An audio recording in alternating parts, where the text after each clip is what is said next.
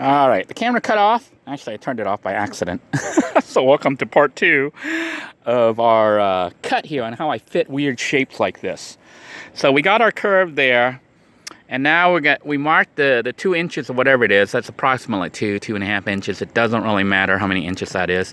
It's about the right distance there, though. Then I'm going to draw a line from there to here, which I'm going to do now with this pencil. And you need a straight edge. Once again, we don't have a yardstick. We're just going to use this piece of straight scrap wood here and draw our line and show you what it looks like. All right, you can see I've drawn the line up to my purple mark, and it's diagonal. And the reason it's diagonal is that's how the shape of the RV is, that wall. So if I did this correctly, once I cut this, it should line up perfectly. It should look like a master craftsman built this. And if it doesn't look like that, it looks like Denoy built it.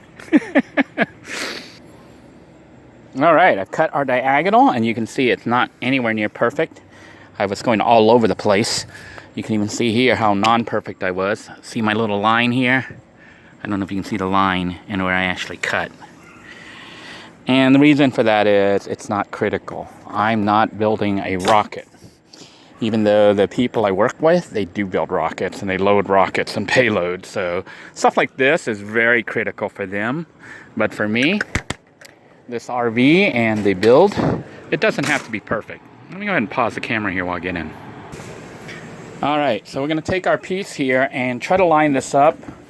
And in theory, you can see it's lining up a lot better. We messed up a little bit here, so it's not like perfectly lined up, but what I'm going to do is, it doesn't matter. It just needs to be close enough, but I'm going to try to line up this edge here and tack it into place with my staple gun and show you what the end results look like. But in theory, it should line up. If not, I might have to cut a little bit more. The corner there, the diagonal should go in. This is what it kind of looks like. You can see it's a little bit lopsided because there's a gap there, but you can see I have here, I went in a little too, I could have went a little bit more, but this is good enough. We're going to straighten up the top part and leave the gap on the bottom because I'm going to run a little flat piece across just for trim. So this is going to line up, and then this wall's pretty much done other than the little pieces there, which I'm getting ready to cut next.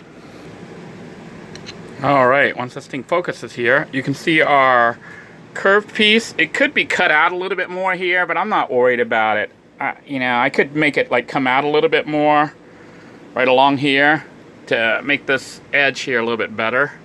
See how it could come out a little bit more along the window, but I'm not going to do that because I don't feel like it. It's not critical, and I just want this done. It just needs to be, like we said, good enough, and it is good enough indeed. Now, you can see the edge here, though, did line up pretty nicely. See how that corner fits almost flush because we cut it diagonal like we were supposed to? And I messed up here because the piece was so long and I didn't measure. I couldn't really easily measure that because it was a huge piece that went all the way across. So I guessed, and you can see, and then I eyeballed that. So I left a gap. Had I been a real carpenter or a bit more careful and wanted a better finish, I would have taken the time to do it right. But a lot of this build, as you can see, and I know some of you get angry at me for that, I'm not doing it right. I'm doing it fast. You can do it right and take your time and possibly have to cut and recut pieces if you mess up. Or you can be like me and just kind of build it ad hoc, which is what I'm doing.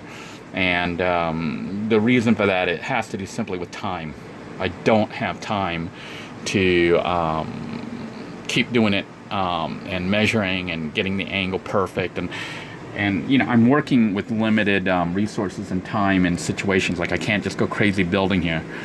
If maintenance comes by, they could come up and tell me I gotta stop this and then leave. So I want to clean that up real quick. I don't want to leave a mess like that out there and have the facility maintenance come out and take a look at me and say, you can't build out here. That could be a problem. So we're trying to do things fast. This part isn't sticking because there's no wood or anything for it to stick. I may bolt it through because there is a piece of wood on the other side, but I can't go through too far or it'll go outside the RV. So these are the issues I'm dealing with. Things are sort of tacked together, and I know some of you think it'll fall apart when it dries. It might, but I hope not. I hope it's good enough to hold. But you can see here some of these little nails, these little things that you use off the nail gun right there. It didn't go all the way through. So then what I have to do is I'm going to take this little hammer and hammer that in to flatten it out, which I'm getting ready to do to all of these little things that I have screwed into place. And once this side's done, I am going to go ahead and finish up that little piece right there and that little piece right there. And then the bedroom walls are pretty much done, other than the trim. So, and paint. But for now, good enough. It's starting to look better than good enough, isn't it? Alright, here you can see I've managed to put in this little curved piece. Oh, I have a little bit of a gap there, but that's okay. It's not perfect, and that's okay. I could take it all apart and try to shift it up a little bit more. Thought I had it up there, but I guess I didn't. Anyhow, I think it's good enough. It's not going to be too noticeable because there's going to be a curtain here blocking everything. And some of you might wonder why I don't take the time to actually take this apart, shift it up. I could, and I might, but this kind of like fit right here, barely fit. And I've already hammered it in. I like put in like a million nails, little brads or whatever they are. I think I'll leave it because there's going to be a curtain right here that goes across this whole window, and what do they call those, like blinds. So you're not even going to see this little mistake, this little gap here. It just needs to look continuous from this side. You're not going to notice that little area there. I don't think you'll notice. I don't think most people will notice or even care. But I just need to do the other side, and then we're pretty much done. Other than the beams that go across, and of course screwing the back panel into place there so it holds. And I'll have my first somewhat completed room other than a trim. I have a room that I can come into that doesn't look like pieces and wires and everything, although there's still wires now. There's still wires. As I say, there'll be a room without wires. There's wires everywhere. All those wires there will have to be put up and hidden. I am setting up, I'll have to wire up the 12 volt access as well as the 120 volt access. Going to have the ability to plug in 12 volt fans, so you can run the fan if you're not able to run the air conditioner, or even if you run the air conditioner, you can still have the fan going for extra cooling, and have 120 volt access for 120 volt appliances when you're plugged into an RV park, or if I end up rigging this RV to have adequate charging capabilities to run 120 volt appliances off a solar panel system with battery bank. That remains to be seen if I can do it, because obviously having to pay for parking has cut into that budget seriously. So this is what we're at. I am going to go ahead and finish up this side wall and call it a day. So stay tuned. Let me go ahead and finish that other piece, which we're out there, and I'm going to start cleaning up before it gets dark outside.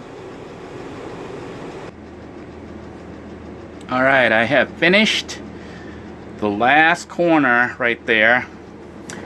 It's kind of a mess on the bottom because it turns out we cut the piece a little bit too short. I had them cut it a little too short at Home Depot because the windows aren't exactly square. So one side may be taller than the other side. It's not perfect. I don't know if that was how they built it or if it's because the RV sagged. Because it is like about, what, 25 years old. This RV is like 25 years old. So I have put in all this wood paneling. It looks actually pretty nice right now. I'm still planning on painting it, but I'll see what my wife says. I got to put the trim on it. She might like the wood paneling, and then if she does, we'll keep the wood paneling. But I'm thinking to paint it a light color to make everything pop and make the room feel a little bit bigger. Right now it feels kind of like a cabin because it's got obviously the wood grain, and once I have everything up, it'll look kind of like a cabin except for the paint down here. Had I gone for the woodsy cabin look, I would have got, or I can paint the wainscoting brown, similar, like off brown, light brown like that to match everything, or go darker brown. But then I think it would make the place look a little dark and small. And when you're in a small space, which an RV is compared to like a house or something, although it's a mansion compared to my van right there. You can see little blue too, it's tiny. But yeah, this room is looking really nice. I'm just so glad to have this part done. Because now all that remains to be done is the trim, the cabinet, paint, and installing the light switch. And essentially this room is done. So I have one whole room in this big messy RV right now where I'll be able to lay down and just chill and relax. It already feels better. I mean, looking here and seeing that I know the lighting's so bad right now, you guys can't see so well because it is almost dark outside. But looking out and not seeing insulation and the guts of the RV everywhere, well, the ugly paint job there is still an issue. So I do need to finish painting. That was not my painting. That was the previous owners. I think John is his name. I guess he started some reno and then saw more leaks and then gave up. So I took the torch and I'm trying to finish good enough to become usable and livable and not bad. I also don't want to make it a money pit. I know everyone is saying do all these things, put in a subfloor, put in a moisture barrier and all that, because it'll make it last longer. And you're absolutely correct. I think that's what you would do if you were truly building like a house or wanting something that would last a long time. For me personally, this just needs to last long enough. So I don't know if you see the running theme here.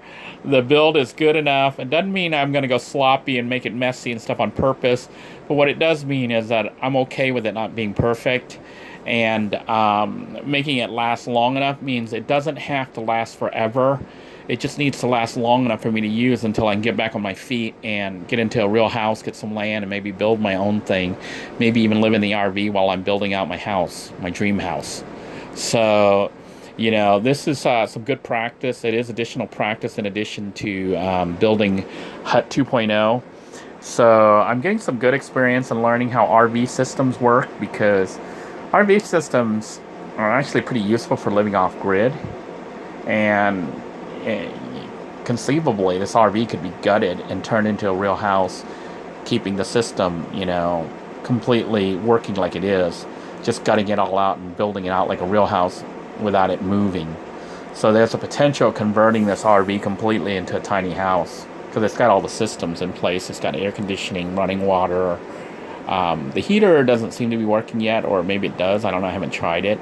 And I still haven't been able to get the refrigerator to work, or the oven. Although I have the propane cooking system, or the liquid propane gas working right now. So I am able to cook, but not able to bake because for some reason I can't seem to get the oven to turn on.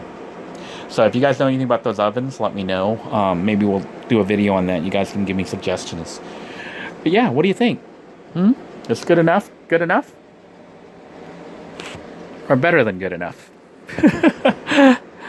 I think it's really not bad when you consider this whole room was done for, let's see, $20 on the wooden panels. So these panels, these wooden panels that you see here, was $20. And the wainscot was $40. So $40 plus $20, $60. So this room right now, you're looking at $60 worth of renovations for this RV right now, for this room. And I think $60 is not bad, considering how nice it all looks, for $60. So once we put the wood up and stuff, I think we're going to maybe get this whole room done for $100 or less. I know people were saying it'll cost me thousands and tens of thousands of dollars. Yeah, if I did everything correctly. Ripped everything apart and bought all new stuff. But if I'm going to do that, then, you know, why am I going to buy an RV that's kind of falling apart, you know, that I can afford? I had to go with how much money I had, which at the time was only, I think it was like $900 or $1,000, and I came up with the difference to make it $1,200, plus moving expense of getting it here, tagging it, titling it, and gas and everything else to get it to this far. That's all the money that I had. That's all that was raised for the GoFundMe for the new home for Denoy. I was hoping for $6,000 or more. We didn't get anywhere near that. Several people have continued to contribute, and I appreciate it. Thank you very much, Tim, and others who continue to send money in. It is going towards the renovations. I was able to get the house, just not, like a bus or something that I really wanted. Honestly, I wasn't sure about a bus. I was thinking more of a larger van, like maybe even a high-top conversion van, because that to me seems like a good cross between RV functionality and being able to stealth somewhat. Minivan, it's going to be hard to full-time live in. I mean, I can live in it as a single person, but as a family, it's a little bit harder. I think it's easier in a full-size van, maybe with a high top or even a Sprinter type van, but they tend to be too expensive. And I had to make a decision based on how much money I was able to obtain. It looks like the fuse just kicked off again, so the AC just shut off. So I'm gonna go ahead and pop it up and let it cool down a little bit, and probably turn it on later tonight. In the meantime, I think that I'm gonna take that as my cue to sign up for tonight and clean up that big mess outside before they say something to me. So I want to thank you all for tuning in. Please post your suggestions and thoughts below. I do appreciate all the kind thoughts and encouragement, because that's what I need at this time.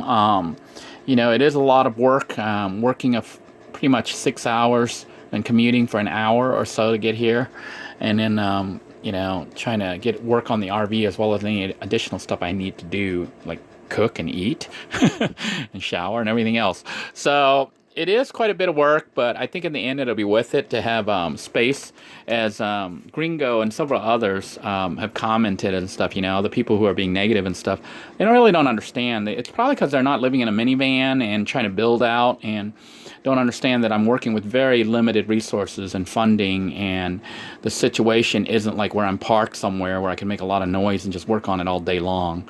We're talking, I can only work a couple hours on it each day, and I have to be very careful not to cut and make a lot of noise, and create too much attention. Like right now, I'm making quite a bit of attention, so I need to clean up real quick. So it's a limited situation, and I'm doing the best I can with the resources I have and the conditions that I'm having to deal with. So until next time, everyone, take care. God bless you all. I do appreciate those suggestions, because even if they don't apply to me, they might apply to someone else watching this video at a later date, and you can save somebody a lot of headache and a lot of heartache. And if systems go wrong here because of how I put it together and stuff, I'll be sure to follow up and show you, because we obviously wouldn't want people doing what I do and then having the same bad result. If it holds, this is kind of an experiment in progress. We're going to see if making something good enough, low end, low cost, is actually going to be worthwhile and good enough to live in. So until next time, everyone, take care. God bless you all. Thank you for your kind words and thoughts and prayers. Have a good day, everybody.